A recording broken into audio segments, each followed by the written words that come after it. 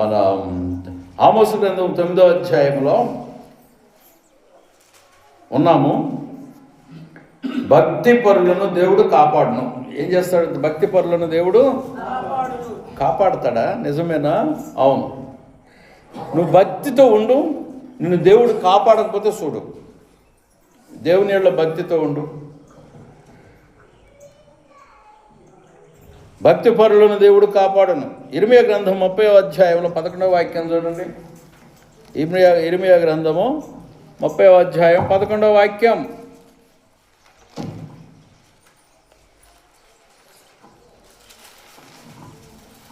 ఇర్మియా గ్రంథం 30వ అధ్యాయం 11వ వాక్యం. యెహోవా వాక్కు ఇదే, నిన్ను రక్షించుటకును నేను నీకు తోడై ఉన్నాను.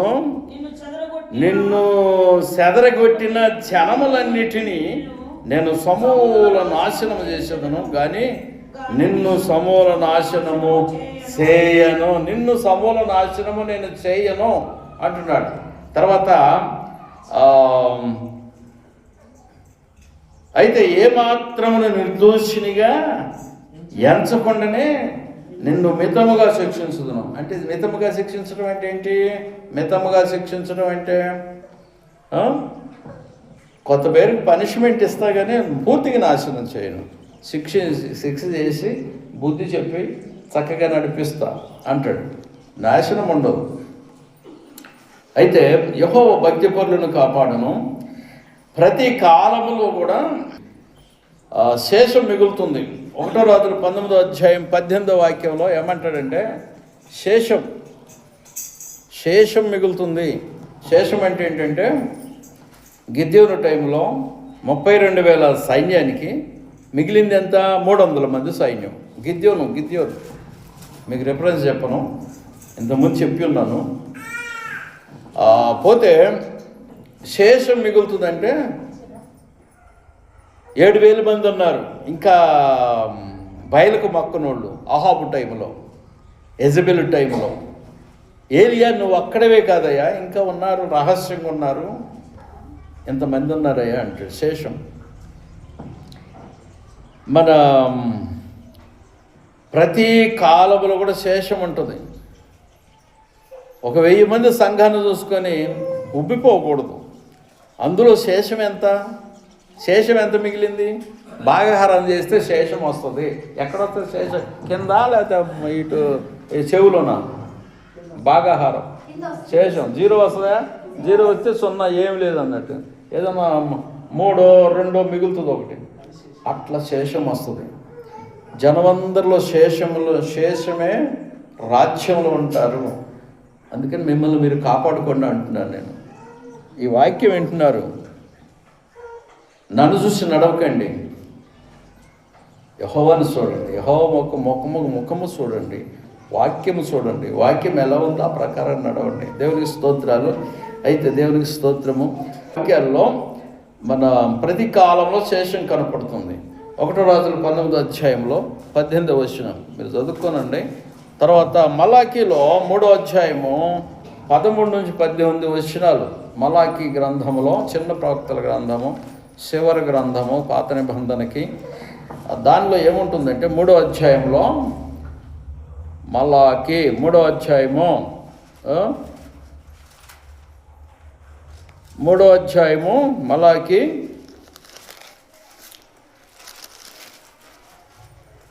3వ అధ్యాయం 13వ వాక్యం నుంచి 18వ వాక్యం వరకు. యెహోవా సెలవిచ్చినదేమనగా నన్ను గూర్చి మీరు బహుగా గర్వపు మాటలు పలికి గూర్చి చెప్పితీమని మీరు అడుగుదురు. దేవుని సేవ చేయుట నిష్ఫలమనియు. ఏంటి మాట? దేవుని సేవ చేయట నిష్ఫలమనియు. కొందరు అనుకుంటారు వేస్ట్ సేవ అనుకుంటారు. ఆయన ఆజ్ఞలను గైకొని సైన్యములకు అధిపతి యెహోవా సన్నిధిని మనము దుఃఖాక్రాంతులుగా తిరుగుట వలన ప్రయోజనమేమనియు గర్విష్ఠులు ధన్యులగుదురనియు యెహోవాను శోధించు దుర్మార్గులు వర్ధిల్లుదురనియు వారు సంరక్షణ పొందుదురనియు మీరు చెప్పుకొనుస్తున్నారు. అప్పుడు యెహోవాయందు భయభక్తులు గలవారు ఒకరితో ఒకరు మాట్లాడుకొనుచుండగా యెహోవా చెవియొగ్గి ఆలకించును. యెహోవాయందు భయభక్తులు కలిగిన వారు ఎంతమంది ఉన్నారు? వాళ్ళిద్దరు భయభక్తులు కలిగిన వారు మాట్లాడుకుంటుంటే యెహోవా చెవి ఇచ్చి విన్నాడంట. ఏమనుకుంటున్నావు? చాలా విచిత్రమైన విషయం కదా. భయభక్తులు కలిగిన వాళ్ళు ఎంతమంది ఉన్నారు? వాళ్ళిద్దరు ఏం మాట్లాడుకుంటున్నారు? చెడు మాట్లాడతారా, మంచి మాట్లాడతారా, వాళ్ళ గురించి మాట్లాడతారా, లేకపోతే ప్రజలకు మేలు చేద్దామని ఏమైనా మాట్లాడుకుంటున్నారా అని చెవియొగ్గి వినెను. చూడండి, శ్రద్ధగా వినండి. చెవియొగ్గి వినెను,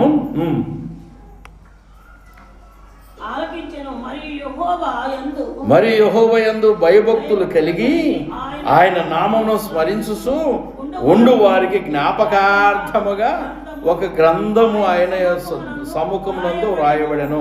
నేను నియమింపబోవు దినము రాగా వారు నా వారైన స్వకీయ సంపాద్యమయందురు.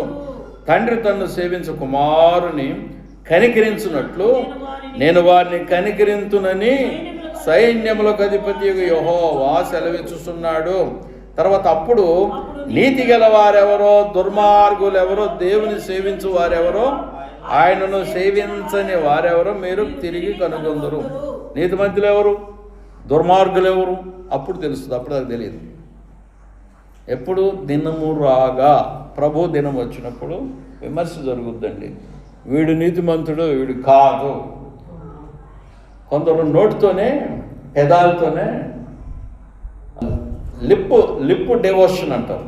లిప్పు అంటే పెదముల యొక్క భక్తి. లిప్ డెవోషన్ అంటే ఏంటి? పెదవుల మీదే వాళ్ళ భక్తి ఉంటుంది, కానీ హృదయంలో ఉండదు. ఈ జనవరి ఇండియన్స్ పబ్లిక్ అంతమందిలో లిప్ డెవోషన్ ఎంతమందికి ఉంది? హృదయమందు డెవోషన్ ఎంతమందికి ఉంది? దేవుని యందు ఫెయిత్ కానీ భక్తి కానీ ఎంతమందికి హృదయం మంది ఉంది? అంతమందిలో దేవుడు తెలుసుకున్నాడా? సింగ్ పాస్టర్, నేనేమో ప్రార్థన చేస్తున్నాను తెలుసు దేవునికి, ప్రభువా ఈ సొసైటీని ప్రపంచం అంతా అభివృద్ధి చేయి ప్రభు అంటున్నాను. ప్రభుని అడుగుతున్నా, ఎప్పటి నుంచో అడుగుతున్నా. ఉపవాసాలు 3 ఏళ్ళు ఉన్నా చూడు, అప్పటి నుంచి అడుగుతున్నా. ప్రపంచం అంతా ఈ సేవాభివృద్ధి కావాలి నా ద్వారాగా, నేను బ్రతికుండగానే అడుగుతుంటే ఒక స్వరము నాతో సహవాసం చెయ్యి అన్నాడు. ఒకటి. రెండోది, ఈ లిప్పు డివోషన్ ఎంతమందికి ఉంది? లిప్పు అంటే పెదాలు, పెదవులు. పైకి భక్తి కలిగిన వారే వలె ఉన్నవారు ఎంతమంది? దాని శక్తిని ఆశ్రయించిన వారు ఎంతమంది? దాన్ని బట్టి సంఘం అభివృద్ధి అయిందండి. Praise the Lord, hallelujah. Lip devotion అన్న రోజులు అంతే సంగతి. మీది లిప్పు పెదవుల మీద నీ ఆరాధన ఉన్న రోజులు వాటిదే. హృదయమందు రావాలి, అది నీలో బలమైన విశ్వాస జీవితం రావాలి. విశ్వాసకే రావాలి విశ్వాస జీవితం. ఇక్కడ కొందరు ఉన్నారు, బలంగా దేవుని సేవకు అర్పించేవాళ్ళు కొందరు ఉన్నారు. గనుకనే మేము ఇక్కడ సేవ చేయగలుగుతున్నాం. కానీ పైకి భక్తి, దాని శక్తి తెలియదు. కనుక దేవుని వాక్యం ఏం బోధ చేస్తుందంటే, బైబిల్ గ్రంథంలో లిప్ డివోషన్ కాదు, అంతరంగం నుంచి రావాలి. అది మరి ఎట్లా మార్గం? మనం ఎంత ప్రార్థన చేస్తాం, దేవుడు విన్నాడు అనుకో, ఎవరన్నా కొత్త వారిని పట్టుకొచ్చి చేస్తాడు. వాక్యం వీళ్ళ కదిలిక రావట్లే. వాక్యం చెబుతుంటే ఆ వాక్యాన్ని ఇటు వింటున్నారు, ఇటు వదిలిపెడుతున్నారు. వదిలిపెట్టు, నాకు ప్రతిఫలం వస్తుందిలే. నాకైతే వస్తుంది ప్రతిఫలం. ఎందుకంటే సువార్త అందిస్తున్నాను కదా, ఆ ప్రతిఫలం తప్పక వస్తుంది. తన ప్రార్థన విన్నాను. ఎంతమంది ఆ ప్రార్థన ప్రకారంగా జీవిస్తున్నారు? ఎంతమంది జీవిస్తున్నారు? ఇచ్చేవారిని లేపండి అంటున్నాడు కదా. ఇచ్చేవారిని తయారు చేయండి ప్రభువా, సేవకి ఇచ్చేవారు కావాలి. సేవ ఎట్ట జరుగుద్ది? ఇవ్వని వారి వలన గొడ్డలు పెట్టి సేవను నరికేయటం అంటారు. ప్రభు పరిచర్యను నరకటం, తీసిపడేయటం అంటారు. గొడ్డలు పెట్టి ఇవ్వని వారి వలన గొడ్డలు పెట్టది, ఇచ్చేవారి వలన రకరకాల పరిచర్యలు అభివృద్ధి అవుతాయి. Praise the Lord, hallelujah. నా వాక్యం వింటున్నారా? ఆదివారం వింటున్నారా? వీడియో వింటారు. Praise the Lord, hallelujah. YouTube పెడితే అక్కడ దాంట్లో వింటారు. హల్లెలూయా. దైవవాక్యము నీతిమంతులు ఎంతమంది, భక్తి మన నీతి లేని వారు ఎంతమంది అని తేలిపోయే టైం వస్తుంది. ఆ సమయం వచ్చినప్పుడు దానికి ఈ వాక్యం యొక్క నెరవేర్పు జరుగుతుంది. అయితే ఈ యొక్క ప్రభువు వచ్చినప్పుడు నీతిమంతుడు ఆదరణ పొందుతాడు. 1 యోహానులో 2వ అధ్యాయంలో 28వ వచనంలో చూడండి. 1 యోహాను 2వ అధ్యాయం 28వ వచనం. 1 యోహాను 2వ అధ్యాయము 28వ వచనం, 2వ అధ్యాయము 28వ వచనం. దీనిలో 1 యోహాను చూడండి. కాబట్టి చిన్నపిల్లలారా, ఆయన ప్రత్యక్షమగునప్పుడు ఆయన రాకడ యందు మనము ఆయన ఎదుట సిగ్గుపడక ధైర్యము కలిగి ఉన్నట్లు ఆయన యందు నిలబడండి అంటాడు. సిగ్గుపడక ధైర్యం కలిగినట్లు నిలబడను. స్టాండ్ ఫాస్ట్ అంటారు. స్టాండ్ ఫాస్ట్ అంటే, ఫాస్ట్ అంటే వేగం కాదు అక్కడ. స్టాండ్ ఫాస్ట్ గట్టిగా పట్టుకోవటం, దాన్ని స్టాండ్ ఫాస్ట్ అంటాడు ఇంగ్లీష్ భాషలో. నువ్వు పట్టుకున్న దాన్ని గట్టిగా పట్టుకో, గట్టిగా నిలబడు అన్నట్టు.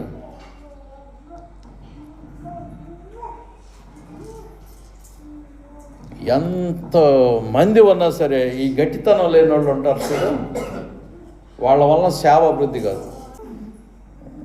డైరెక్ట్గా అడగబెట్టి ముఖం మీద అడిగితే ఒక్కొక్కళ్ళని సిగ్గుపడతారా? ఏం బుజ్జి, పొలాల్లో 100 బస్తాలు పండితే 10 బస్తాలు దేవుని సేవకు ఇవ్వలేవు. దానిలా నువ్వు ఆ పని చేయలేనప్పుడు నువ్వు దేవుని ఏళ్ళ ధనం విషయంలో నమ్మకం ఎక్కడ? అది నీకు ఎన్ని కష్టాలన్నా ఉన్నాయి. దేవుని మందిరంలో ఆహారం ఉండనట్లు అంటాడు. ఇప్పుడు దేవుని మందిరం ఎప్పుడు ఒక 10 మంది ఉంటూనే ఉంటారు. ఎవరో ఒకళ్ళు వండుతారు, ఎవరో ఒకళ్ళు తింటూనే ఉంటారు. ఆదివారము నెలంతా ఎవరన్నా స్వస్థత కొరకు వచ్చారనుకో, వాళ్ళిద్దరూ ఆయన ఉంటానంటున్నాడు చర్చిలో. ఆయనకి ఎవరు వండి పెడతారు? మా అమ్మగారు చేతగా. అట్లా ఎట్ట చేద్దాం? ఆమె ఊరు పోతుంది 15 రోజులు. ఎట్ట చేద్దాం? నేను వండి పెట్టను, నాకు రాదు కదా. నేను అసలు ఆ బియ్యం ముట్టుకోను, నేను తింటలేదు కూడా. ఆ 2 కట్టలు వేసిపోయారు. హెచ్ఎఫ్డి అదేదో సుల్తానా, ఎవరు తింటారే? నేను తిన్నాను. నా రక్తంలోకి రాదు అది. అది వచ్చి నీళ్ళు దురదలు వస్తున్నాయి. హైదరాబాద్ నుంచి వేరే బియ్యం తెచ్చిపించుకున్నాను, 2520 కేజీలు. మీ ఇళ్ళలో నేను అన్నం తినదలుచుకోవట్లేదు. ఇక తిన్నాను అనుకో, అయిపోయినట్టు నా పని. 2వ రోజుకి నా పని ఖాళీ, పండుకోవటమే. ఏంది? షుగర్ డెవలప్ అవుతుంది, దానివల్ల దురదలు వస్తున్నాయి. ఎట్లా చేద్దామని చెప్పండి? 3 ఏళ్ళు ఉపవాసం ఉన్నానండి, ఒక్క పొద్దు. సేవ అభివృద్ధి కావాలంటే ఆయన అంటాడు, నాతో సహవాసం చేయి అంటాడు ప్రభు. సహవాసం అంటే ఏంటి? 8 గంటల ప్రార్థన, 10 గంటల ప్రార్థనలో కూర్చోవాలి. కాళ్ళు ఇరిగిపోయినాయి, చేతులు ఇరిగిపోయినాయి, పిక్కల్లో నొప్పులు వస్తున్నాయి, నడవలేకపోతున్నా. పర్లాంతరం కూడా నడవలేకపోతున్నా. వాకింగ్ దగ్గర నిన్న నడిచా 2 కిలోమీటర్లు నడిచా. మెడిసిన్ వాడటం వల్ల, వేరే మెడిసిన్ వాడటం వల్ల. ఎందుకున్నావు అన్ని రోజులు? ఎందుకున్నావు? ప్రపంచం అంతా ఈ సేవ అభివృద్ధి కావాలని ప్రార్థన చేశానండి. ముందు ఏమంటున్నాడంటే ప్రభు, ఏమంటున్నాడంటే ఈ సంఘంలో గట్టివారు ఎంత 10 మంది ఉన్నారా, గట్టిగా వాళ్ళని స్టాండ్ పాస్ చేశాయి.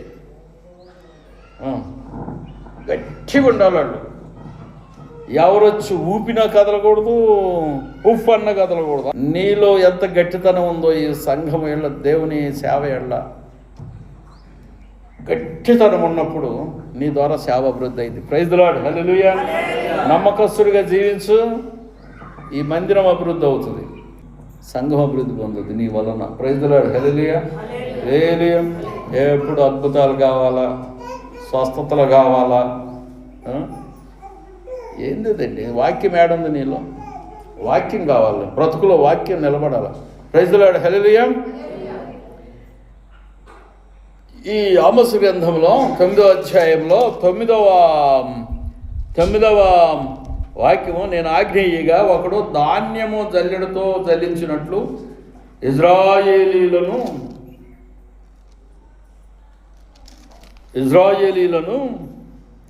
అన్ని జనులందరిలో జల్లింతును, కానీ ఒక చిన్న గింజ అయినా నేల రాలదు. జల్లిస్తే చిన్న గింజ కూడా నేల రాలదంటే అర్థం ఏంటి? జల్లించినప్పుడు ఒక్క పొల్లు కూడా పోదు వాళ్ళని జల్లిస్తే.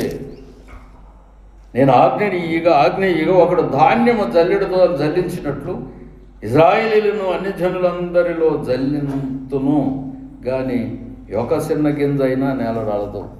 1948 నుంచి ఇజ్రాయెల్ దేశం ఏర్పడింది. ఇప్పుడు ఉన్న వాళ్ళందరూ ప్రాణాలు పెట్టేవాళ్ళే ఆ దేశం కొరకు. వాళ్ళని ఎక్కడ ఉండనివ్వట్లేదు. 60 లక్షల మందిని హిట్లర్ చంపేశాడు. వేరే దేశంలోకి ఉంటే వాళ్ళు నిలగొట్టేస్తున్నారు. మా దేశం ఎక్కడ? ఈ బైబిల్ గ్రంథం పట్టుకొని చదివితే మా దేశంలో అదే కానాన్, అబ్రాహాముకి పడిన కానాన్ దేశం. ఈ దేశంలోనే మేము ఉంటాము, మేము ఇక్కడే బ్రతుకుతాము, మాది ఈ దేశము, మమ్మల్ని ఎలగొట్టేవాడు ఎవడో లేదు. అవసరం ప్రాణం అన్న పెడతాం, కానీ ఇక్కడ నుంచి మేము పోము. ఈ జల్లెడు పెడితే అన్ని గట్టి విత్తనాలు వచ్చినాయి. అన్ని జల్లెల్లో నుంచి జల్లించగా పట్టుకొని పోయాడు అక్కడికి. మన ఇండియాలో గుంటూరులో యూదులు ఉన్నారట. వాళ్ళు వెళ్ళారు కొంతమంది, వీళ్ళ డిఎన్ఏ రక్తాన్ని టెస్ట్ చేస్తే ఏ గోత్రపు వాళ్ళు తెలిసి ఆ గోత్రంలో పెడతారండి తీసుకుపోయి. అక్కడ ప్లాట్ ఇస్తారు, ఇల్లు కూడా ఇస్తారు వీళ్ళకి, గుంటూరులో ఉన్న యూదులకి. తెలిసిందో లేదో మీకు? మన ఇండియాలో ఉన్నారు యూదులు, వెళ్ళిపోయారు. మేము కూడా యుద్ధం చేస్తాం అన్ని జనులతో అని వెళ్తామని కొందరు వెళ్ళారు ఈ మధ్య. ఇంకా కొంతమంది ఉన్నారు, పోతారేమో వాళ్ళు కూడా. గట్టి విత్తనాలు జల్లిస్తే, దేవుడు జల్లిస్తే, సంఘాన్ని జల్లిస్తే సంఘం నిలబడుతుందా? ప్రశ్న. ఏమ్మా, సంఘం నిలబడుతుందా? పడిపోద్దా? 30 కిలోమీటర్ల నుంచి ఒక అమ్మ వస్తుంది ఇక్కడికి ఆరాధనకి. ప్రతి నెల బల్లారాధనలో వచ్చేస్తుంది. ఇంతకుముందు 50 కిలోమీటర్ల దూరం నుంచి కూడా వచ్చేవాడు స్వస్థతల కొరకు. దూరం నుంచి వస్తుండే. పెద్ద సంఘం తయారైంది. సైతాన్ పడ్డాడు. సైతాన్ పడి సంఘం బ్రద్దలైంది. సైతాన్ పట్టుకున్నాడు కొందరు. ఏంటి? అధికారం కావాలంట వాళ్ళకి వాక్యం చెప్పటం కావాలంట. తర్వాత అధికారము, జనముల మీద పెత్తనం కావాలంట. నేనే తెచ్చియాలండి పెత్తనాలు. అలాంటి వారు నిలవరు, దేవుని మందిరంలో నిలవరండి. అధికారం ఎందుకు నీకు? నాకు అర్థం కాల. ఏం చేసుకుంటావు అధికారాన్ని? ఎవరి మీద పెత్తనం చేస్తావు చెప్పు? ఎవరి మీద పెత్తనం చేస్తావు? నిన్ను సంఘ పెద్దగా పెడితే నిన్ను అధికారం చేయమనా, మాదిరిగా ఉండమనా? చెప్పండి. ఒకళ్ళ సంఘ పెద్దగా నియమించాను అనుకో, మాదిరి చూపిస్తావా? అంటవా? కూర్చో, నిలబడవా అంటవా? చాలా తప్పది. అందుకని ఇన్ని సంఘాలు, ప్రపంచంలో ఇన్ని మిషన్లు అయినాయి. 80,000 మిషన్లు ఉన్నాయి. ఈ అధికారాలు, పెత్తనాలు వచ్చి సంఘాలు విధ్వంసం, అది సంఘాలు నాశనం, సంఘాలు విడిపోవటం జరిగింది. దేవుని వాక్యానికి లోబడితే అట్లా ఉండదు. ఒక ఆయన వస్తాడు, బాప్తిసం తీసుకున్నాడు నా దగ్గర. ఆయన ఏమంటాడు తెలుసా? నాకు కూడా వస్తుందండి వాక్యం చెప్పటం అంటాడు. నీకు వస్తే నన్ను ఏం చేయమంటావు? నాకు చెప్తాడు ఆయన. అయితే నేను చెప్పే వాక్యం చెప్పకోకుండా ఆయనకి ఏది వాక్యం కావాలో అది నేను అందించుకోకుండా చేయటం అంటారు దాన్ని. ఈ మత్తయి పక్కనే కూర్చుంటాడు వచ్చి. ఇప్పుడు రావట్లా. చూడు, అలాంటి వారు దేవుని మందిరంలో నిలబడలేరు. నేనేం చెప్తున్నాను నీకు? అది కావాలి నీకు. కానీ నాకు వాక్యం అంతా తెలుసండి. ఏం తెలుసు? ఇబ్బంది ఏం తెలియదు. నీకేం తెలియదు అసలు. గర్విష్టం అంటారు. బైబిల్లో ఏమని ఉందంటే, నాకు అంతా తెలుసు అనుకున్న వాడికి ఏం తెలీదు, ఏమి నాకు రాదయ్యా అన్నోడికి అంతా తెలుసు అన్నట్టుగా ఉంది బైబిల్లో. ఈ బైబిల్ ఎన్నోసార్లు చదివా, నాకేం తెలియదు. వాస్తవానికి తెలీదండి. మర్మాలు చాలా ఉంటాయి, ఎన్నో ఉన్నాయి. అవన్నీ నేను దేవుని దగ్గర నుంచి పొందితేనే చెప్పగలను, కానీ అది నాకు రాదు. దేవునికి స్తోత్రాలు. హల్లెలూయా. ఇర్మియా గ్రంథం 15వ అధ్యాయం 7వ వాక్యం. ఇర్మియా గ్రంథంలో 15వ అధ్యాయము 7వ వాక్యంలో ఏమంటాడంటే, ఇర్మియా 15వ అధ్యాయము 7వ వాక్యం 15:7 వచనంలో, దేశ ద్వారములో నేను వారిని శాటతో తూర్పార పట్టుచున్నాను. నా జనులు తమ మార్గములను విడిచి నా యొద్దకు రారు గనుక వారిని సంతానహీనులుగా చేస్తున్నాను, నశింపజేస్తున్నాను అంటాడు. వారి మార్గములను విడిచి నా యొద్దకు రారు. మార్గాలంటే ఏంటి? చెడు మార్గాలే. తూర్పారపడుతున్నాను, దేశ ద్వారంలో గవినిలో తూర్పారపడుతున్నాను. తర్వాత 51వ అధ్యాయం 2వ వచనం, యెషయా గ్రంథంలో 51వ అధ్యాయం 2వ వచనంలో,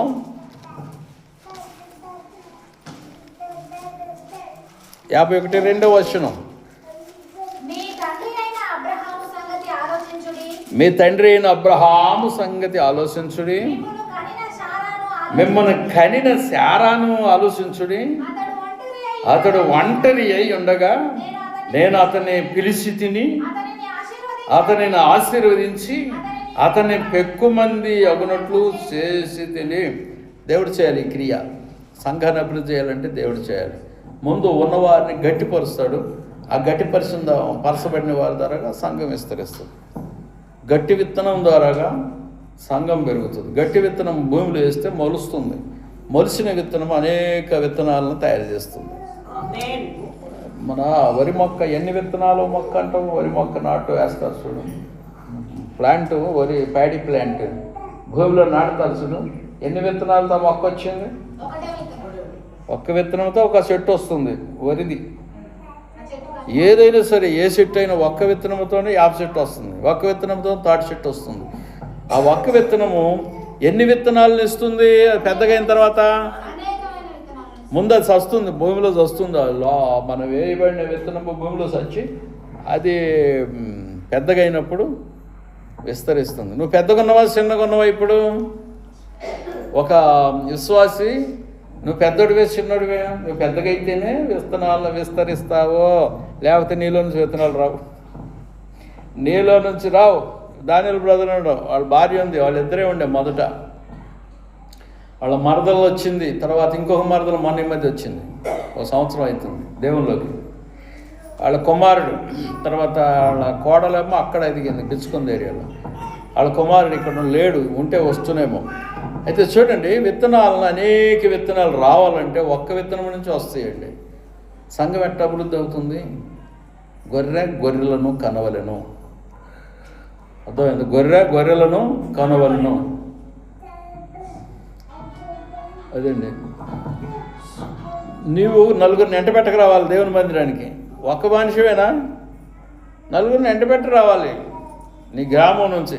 లేదు మా ఊరిలో నేను చర్చి కడతానంటే కట్టు, మీ ఊరిలోనే ఒకళ్ళని ఏర్పాటు చేద్దాం, ఆయన చెప్పుకుంటాడు వాక్యం కదా. దేవునికి స్తోత్రం. హల్లెలూయా. దేవుని వాక్యం బోధిస్తుంది. చూడండి, ఒక విత్తనం వల్ల 100 విత్తనాలు వస్తాయి. Praise the Lord. హల్లెలూయా. యెషయా గ్రంథం 1వ అధ్యాయం 26-28 వచ్చిన అదేం బోధ చేస్తుంది వాక్యము? ఈ వాక్యం ఏం బోధ చేస్తుంది? నీకు వాక్యం కావాలి, వాక్యం కావాలి, నాకు వాక్యం కావాలి, వాక్యం కావాలని మన ప్రయాసపడుచు, వాక్యం కావాలని పరుగుతూ ఉండాలి. వాక్యం కొరకు పరుగులు తీయాలి. బంద్ చేయి, ఫోన్ బంద్ చేయి. 1వ అధ్యాయం 26 వచనము, 26వ వచనము, 28వ వచనం. 1వ అధ్యాయంలో మొదటి నుండినట్లు నీకు న్యాయాధిపతులను మరలా ఇచ్చేదను. ఆదిలో నిండినట్లు నీకు ఆలోచనకర్తలను మరలా నియమించదను. అప్పుడు నీతిగల పట్టణమనియు నమ్మకమైన నగరమనియు నీకు పేరు పెట్టబడును. సియోనుకు న్యాయము చేతను, తిరిగి వచ్చిన దాని నివాసులకు నీతి చేతను విమోచనము కలుగును. అతిక్రమము చేయువారును పాపులను నిశ్శేషముగా నాశనమగుదురు. అతిక్రమం చేసేవాళ్ళు పాపులను నాశనమవుతారు.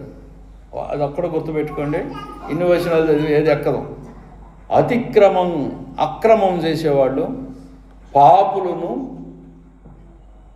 సమూల నాశనం, దేశమైన సమూల నాశనం జరుగుతుంది.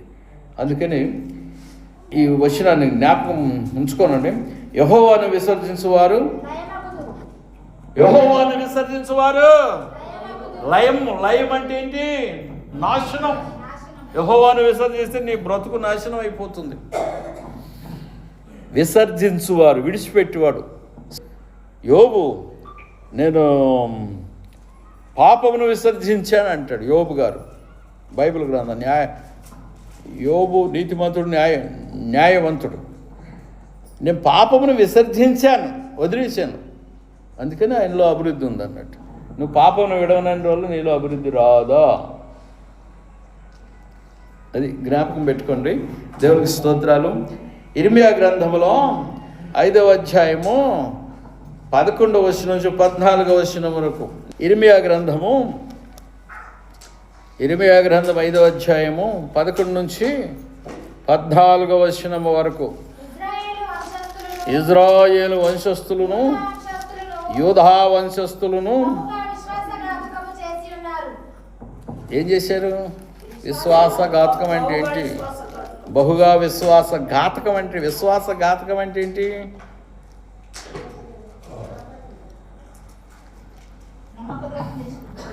నమ్మక ద్రోహం అనొచ్చు. నమ్మక ద్రోహం చేసి ఉన్నారు. యెహోవాకు విను,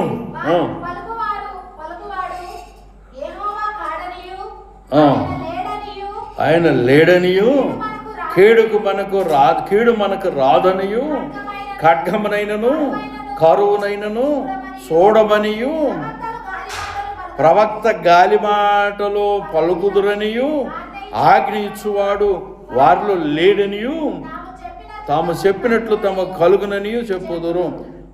కావున సైన్యములకు అధిపతికు దేవుడినకు యెహోవా ఇలాగ సెలవిస్తున్నాడు, వారి మాటలు పలికినందున నా వాక్యములు వారిని కాల్చున్నట్లు నీ నోట వాటిని, నా వాక్యాలు కాల్చాలంటే నీ నోట వాటిని అగ్నిగాను, ఈ జనమును కట్టెలుగాను నేను చేసేదను. ఇదే యెహోవాకు. నీ నోట్లో అగ్ని పెడతాను, అగ్ని. నా నోట్లో స్తోత్రం ఉంటుంది. అయితే నేను స్తోత్రాలు 3 గంటల నుంచి చెప్తున్నా, లేచేసి ఈ నొప్పులు భరించలేక, ఎముకల నొప్పులు, పడుకొని కూడా స్తోత్రాలు చెప్తున్నానమ్మా. నేనేమో చేత కావట్లా. Praise the Lord, hallelujah. నా నోట్లో ఏముండాలి? నోట్లో అగ్ని. ప్రైజ్ ది లార్డ్, హల్లెలూయా. నోట్లో దైవ సేవకుడు నోట్లో ఏముంటుంది? అగ్ని. శపిస్తే పాతాళానికి. అవునా? అగ్ని. ఈయన ఏం పెడతాడన్నాడు నా నోట్లో? నేను ఒకసారి దర్శనం చూసా. నేను అందుకని ఎవరిని నా తిట్ట అవసరం కూడా లేదు. తిట్టను, ఏమన్నా అసలు జాలితో చూస్తా మనుషులందరినీ, అన్యులను కూడా. నన్ను కొడుతున్నా కూడా జాలితోనే చూస్తా. ఎందుకురా నన్ను కొడుతున్నారు, నేనేమన్నారా మిమ్మల్ని అంట. తిడుతున్నా కూడా వాడు పోనెత్తకపోతున్నా కూడా ఎంటపడ్డా దొరకలేదు, కానీ పొద్దుపోని అనుకున్నాం. ప్రజలాడు అయితే ఇటును అగ్ని ఉంది లోపల, హృదయంలో అగ్ని మూసాడు. నేను వాక్యం చెప్పకపోతే మండుతుంటుంది. నా నాలుక నుంచి స్తోత్రాలు వస్తున్నాయి. స్తోత్రం ఏంటంటే భూమి మీద నిప్పులు పడుతున్నాయండి. దర్శనం చూసా, చాండ్రలో అయింది దర్శనం చూసి. నా నోట్లో అగ్ని పెట్టాడు. అగ్ని ఇదేం చేస్తుంది? కట్టెల్ని కాల్చిపడేస్తుంది, కట్టెలను కాల్చేస్తుంది. అర్థం కదా? నువ్వు కట్టిగా ఉంటే నువ్వు కాలిపోతావు, ఇత్తడిగా ఉంటే కాలం, బంగారంగా ఉంటే కాలం, వెండిగా ఉంటే కాలం, ఇనుములాగుంటే ఎర్రగా అవుతావు కానీ మళ్ళీ నల్లగవుతావు, అంటే మామూలు స్థితికి వస్తావు అన్నట్టు. కట్టెలుగా ఉంటే మాత్రం కాలిపోతారు. ప్రైజ్ ది లార్డ్, హల్లెలూయా. దేవుని మందిరంలో నిలవరు. దేవుని యొక్క సేవకుడి నోట్లో ఏముంటుందంటే అగ్ని ఉంటుంది. వాళ్ళు ఎంత కీడు చేస్తున్నా కూడా, ఎవరేం మాట్లాడుతున్నా కూడా మాట్లాడటానికి వీలు పడదు. శపిస్తే శాపం వస్తుందండి. ఎందుకు శపించాలి వాళ్ళని? దేవుడు ఏమన్నాడు? అరే నీ నోట్లో మాట ఎలా ఉండాలంటే దీవించే విధంగా ఉండాలి. ప్రైజ్ ది లార్డ్, హల్లెలూయా. ప్రతి దైవజని యొక్క నోట్లో మాట దీవించేదిగా, ఇచ్చేదిగా ఉంటుంది కానీ శపించేదిగా ఉండదు. ఎవరన్నా సేవకులు శపిస్తున్నారంటే అది తగలకపోవచ్చు. ఒకవేళ నిజమైన సేవకుడు ఎవడన్నా శపించాడంటే అది తగులుతుంది. అట్లా అవుగాకంటే అయిపోతుంది. నిప్పు నోట్లో నాలుక మీద ఏమొస్తుంది? ఏం పెట్టాడు ఇక్కడ? నిప్పులు. అందుకని సేవకుడికి ఆయాసం కలిగించకూడదు. ఎవరు కూడా హృదయం మంది కూడా వాళ్ళు బాధపడకూడదు. ప్రైజ్ ది లార్డ్, హల్లెలూయా. అందుకని జాగ్రత్త పడమని మనవి. 14 వచ్చిన వారు క్లోజు. మాకు ఏ కీడు రాదనుకుంటున్నారు. మేము రక్షింపబడుదుమని నిర్విచారముగా పాపాత్ములు నరకమునకు పోవద్దు. నిర్విచారముగా ఉంటారు కానీ పాపాత్ములు నరకానికి పోతారు. ఇక్కడ పడిపోయిన ఇక్కడ చూడండి, మీలో ఎవరైనా పడిపోయి ఉంటే, విశ్వాసులు కానీ సేవకులు కానీ పడిపోయి ఉంటే ఒకవేళ దేవుడు ఏమంటున్నాడంటే యెషయా గ్రంథం 1వ అధ్యాయము 8వ వచనము 1, తర్వాత 16వ అధ్యాయము 5వ వాక్యం, పడిపోయిన దావీదు గుడారమున 11వ వచనము నుంచి చూస్తే 11వ వచనము, ఈ యొక్క 11వ వచనము 12వ వచనాలు చూస్తే పడిపోయిన దావీదు గుడారమును నేను లేపుతానని ఆమోస్ గ్రంథంలో రాయబడింది. అంటే పడిపోయిన వారిని ఆయన లేవదీస్తాడని రాయబడింది. పడిపోయిన వారు ఎవరన్నా ఉంటే భయపడని అవసరం లేదు. నా గురించి ఎవరన్నా పడిపోయాడని చెప్తే ఏం పర్వాలేదులే, ఇంక అందరికి చెప్పుకోపోను.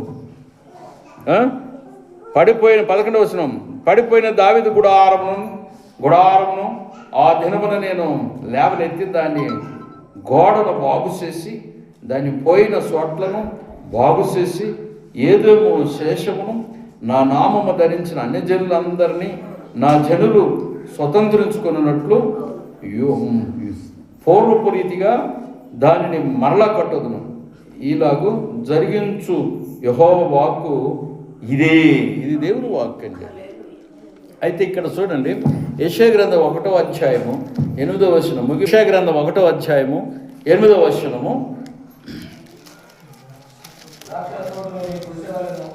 ద్రాక్ష తోటలోని గుడిసెవలను దోస పాదులలోని పాకవలను మొట్టడి వేయబడిన పట్టణము వలెను సియోను కుమార్తె విడవబడి ఉన్నది అంటున్నాడు కదా. 16వ అధ్యాయం 5వ వచనం, సేమ్ అదే గ్రంథంలో 16వ అధ్యాయము 5వ వచనంలో ఏమంటున్నాడంటే 16:5వ వచనంలో, కృప వలన సింహాసనము స్థాపింపబడను, సత్య సంపన్నుడై దాని మీద కూర్చుండి తీర్పు తీర్చునొకడు కలడు. దావీదు గుడారములో అతడు ఆసీనుడై న్యాయము విచారించుచు న్యాయము జరిగించుటకై తేవరించును. తర్వాత కీర్తన 145:14, వేగం పెంచాను, 1-2 రెఫరెన్స్లో ఉన్నాయి. 145:14 వచనంలో ఇక్కడ రాయబడింది కదా, యెహోవా పడిపోవు వారిని అందరినీ ఉద్ధరించును. తర్వాత కృంగిపోయిన వారిని అందరినీ, మీలో కృంగిన వారు ఎంతమంది ఉన్నారు శైలెత్తండి. సరే, పడిపోయిన వారు ఎంతమంది ఉన్నారు శైలెత్తండి. పడిపోయిన వారిని ఏం చేస్తాడు దేవుడు? వదిలిపెట్టడు. పడిపోయినావనుకో, భార్య ఉండగా ఇంకొక అమ్మాయి దగ్గరికి పోయినావనుకో, ఏమంటాడు ఆయన? ఏం చేస్తాడు? ఎవరైనా విమర్శిస్తున్నారనుకట్టి విషయాన్ని అందరి మధ్య, అరే నీకేం పనిరా నా దాసుడి గురించి, వాడు పడిపోయాడు, అట్లనే ఉన్నాయాన్ని నేను చూసుకుంటానంటాడు. ఏమంటాడంటే నేను ఉద్ధరిస్తాను. ప్రైజ్ ది లార్డ్, హల్లెలూయా. వాడిని అప్లిఫ్ట్ చేస్తాను. అప్లిఫ్ట్ అంటే ఏంటి? నేను లేపుతాను భాయ్, నువ్వు టైం కొరకు చూడవాయి, వాని గురించి నువ్వేంది దేశం అంతా చెప్పుడు. ఒక అయ్యగారు ఉన్నాడు, భార్య ఉంది, 2 పిల్లలు ఉన్నారు, 2 ఉన్నారు పిల్లలు. పడిపోయాడు. దేవుడు ఏం చేశాడంటే అందరూ ఆయన విమర్శిస్తున్నారు దేశం మీద. భార్య ఉంది, 2 పిల్లలు ఉన్నారు, ఓ వేరే స్త్రీ దగ్గర పడిపోయాడు. దాని కథ ఏంటి? అందరికి చెప్పుకుంటున్నారు, అందరికి చెప్తున్నారు దేశం మీద సేవకుడు గురించి. ఆయన ఆత్మాభిషేకం పొందిన సేవకుడు పడిపోయాడు. ఇప్పుడు ప్రభు ఏమంటున్నాడు? నేను వాడిని లేపుతాను, నువ్వు నోరు మూసుకో అంటున్నాడు. ఎవరిని నోరు మూసుకోమంటున్నాడు? విమర్శించే వాళ్ళని, చెప్పుకునే వాళ్ళందరూ నోర్మి. వాడిని నేను పిలిచాను, దెబ్బతిన్నాడు, బెత్షెబా దగ్గర దెబ్బతిన్నాడు, శిక్ష వేశాను, సరయ్యాడు, లేపాను, దావీదు గుడారమును మరలా పునః స్థాపిస్తాడన్నాడు. దావీదే కాదు, దావీదు అసలు పడడు. అసలు ఎట్లా పడ్డాడు? పడిపోయాడు. లేపాడా లేదా? అలానే ఏ సేవకుడు పడ్డా, లేకపోతే ఏ విశ్వాసి పడినా వాళ్ళని ఉన్న ఆ స్థితిలో ఉంచడు, మళ్ళా లేపుతాడు. దేవునికి స్తోత్రం. హల్లెలూయా, హల్లెలూయా. ధైర్యం వహించుడి. Praise the Lord. హల్లెలూయా. ఇది వాక్యం బోధిస్తుంది, నేనుగా చెప్పేది అన్నమాట. కృంగిపోయిన వారిని అందరినీ లేవనెత్తువాడు ఆయనే. కృంగిన వారిని లేవనెత్తుతాడు, పడిపోయిన వారిని ఉద్ధరిస్తాడు. ఉద్ధరించడం అంటే అప్లిఫ్ట్, తిరిగి లేపుతాడు. పడిపోయిన వారిని లేపుతాడు. ఎవరన్నా ఎక్కడన్నా పడిపోతే, ముఖ్యంగా పడిపోవడం అనే శబ్దం దేనికి వాడతారు చెప్పండి? పడిపోవడం అనేది దేని విషయంలో ఉంటుంది? దగ్గరగా డబ్బుల విషయంలో పడిపోతారు. ధనం ఎక్కువైందనుకో, చూశారనుకో, కళ్ళతో ధనాన్ని చూశారనుకో, కళ్ళు చెమర్స్తాయి, కళ్ళు మచ్చర పడతాయి. ఈ ధనాన్ని ఎవరికి ఇవ్వడానికి ఇష్టం ఉండదు. డబ్బు విషయం పడిపోయాడు, ఎవరికి పంచడం, ఎవరికి ఇవ్వడం. మన డబ్బు విషయం పడిపోయాడు.